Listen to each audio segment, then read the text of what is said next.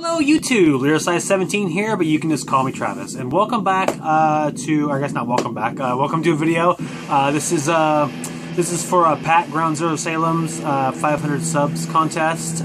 Beloved Missteps and Stinkers, essentially albums that are perhaps generally not liked by the general population, but you actually end up liking it. So, for example, Ross Hodo did in his video, he did Metallica's self-titled album, or the Black Album, which maybe people generally claim to not like, although I think everyone secretly likes it. But he liked it, so it you know, that kind of thing. So yeah, let's jump in. We in the background, we're listening to Watershed by Opeth. I briefly considered putting this album on this list, but I couldn't decide if anyone actually just liked it. I like it regardless, though. I think it's pretty good. All right, first up on my list is "Fear the Dark" by Iron Maiden.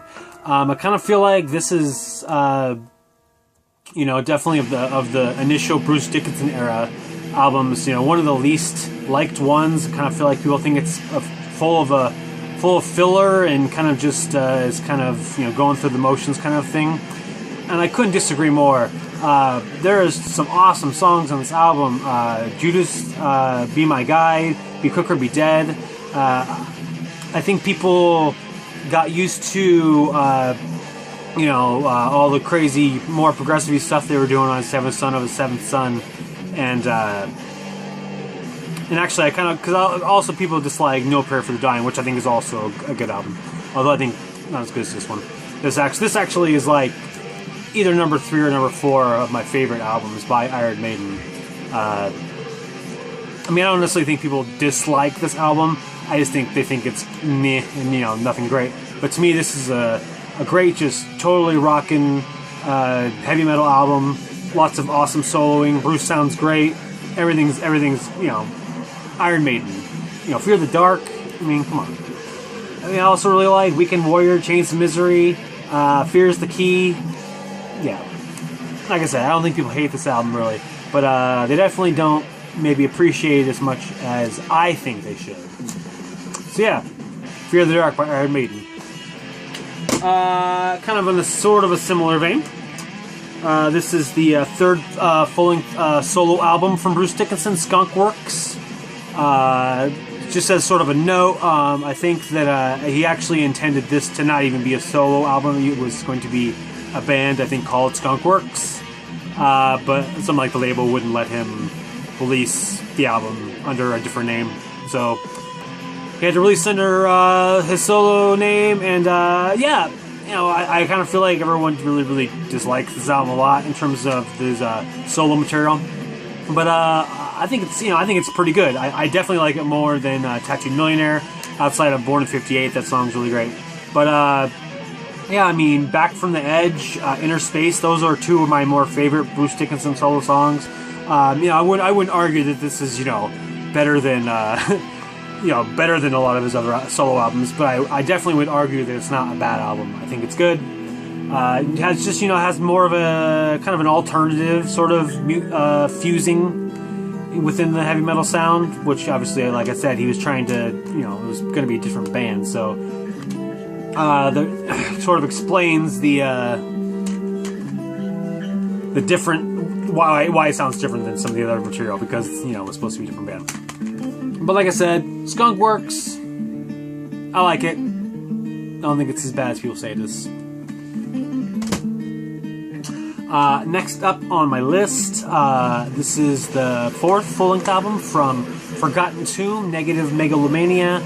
This was the first one I ever heard by the band, so that might bias me just a bit, because, you know, when I first listened to this, I was, you know, this is great. It's sort of a progressive-y DSBM kind of sound, you know, a la, you know, Shining by the 5th album. I always compare those two bands together.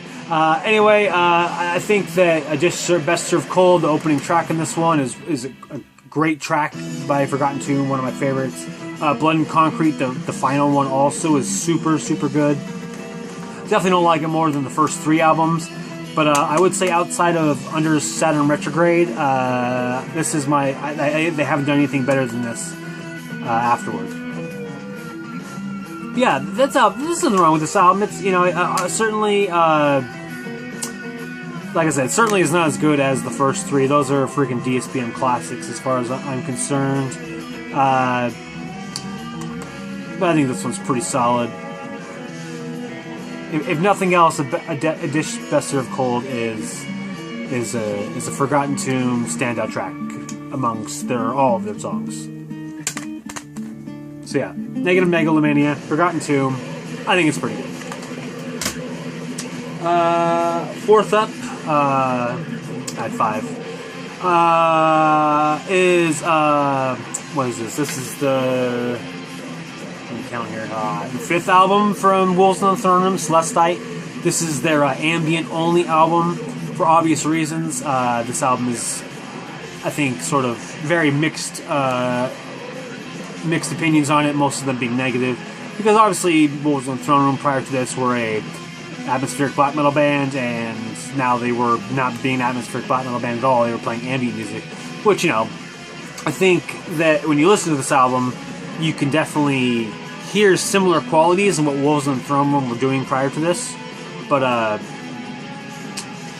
you know, I'm not sure where I was going with that argument, but yeah, I think it's pretty good. I obviously I prefer the black metal material, but I think this is still a really cool album. I like to listen to it, you know, at least a few times a year.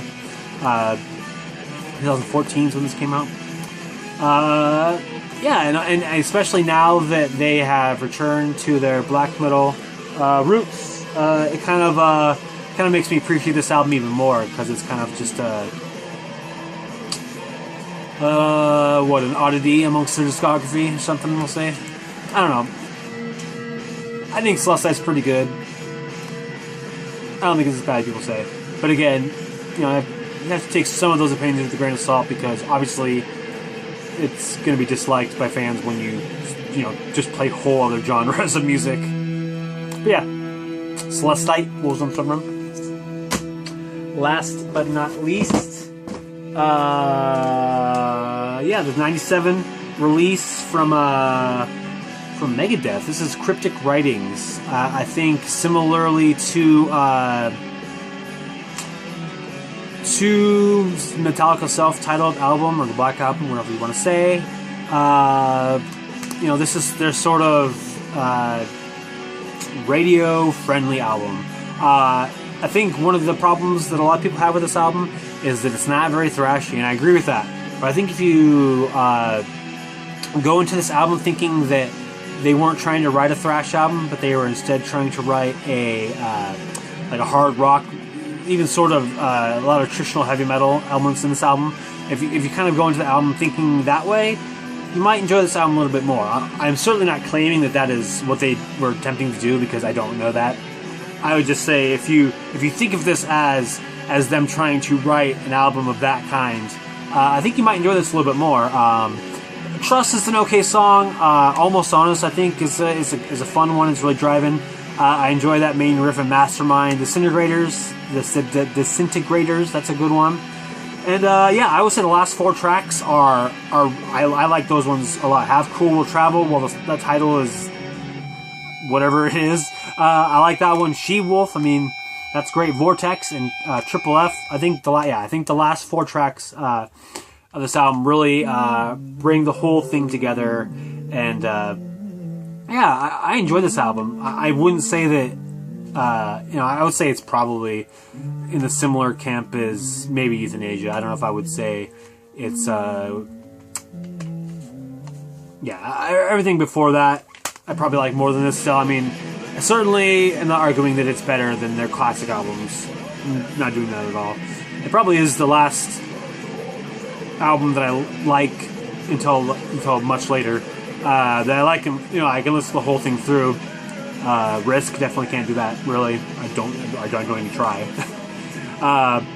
This album's probably the best one Dave sounds the best on, whether you dislike or like his vocals. If you're listening to the songs, you're listening to him sing them. And I think he sounds probably the best as he does on this album. I think the lead and solo work done by both him and Marty is good. Yeah, like I said, I'm not trying to argue that it's better than classic albums, but I certainly don't dislike it, and in fact would say I like it. So yeah, Cryptic writings, Megadeth. Right, so there's my 5. Just kind of a fun list to think about. So yeah, that's my entry, Pat. Tell me what you think. And yeah, anyone else who's watching this who makes videos, you should do this contest too, just because it's fun. Yeah, so thanks for watching. Thanks for subscribing. Let me know what you think of my picks. Do I have shitty taste? What do you think? Have a good day.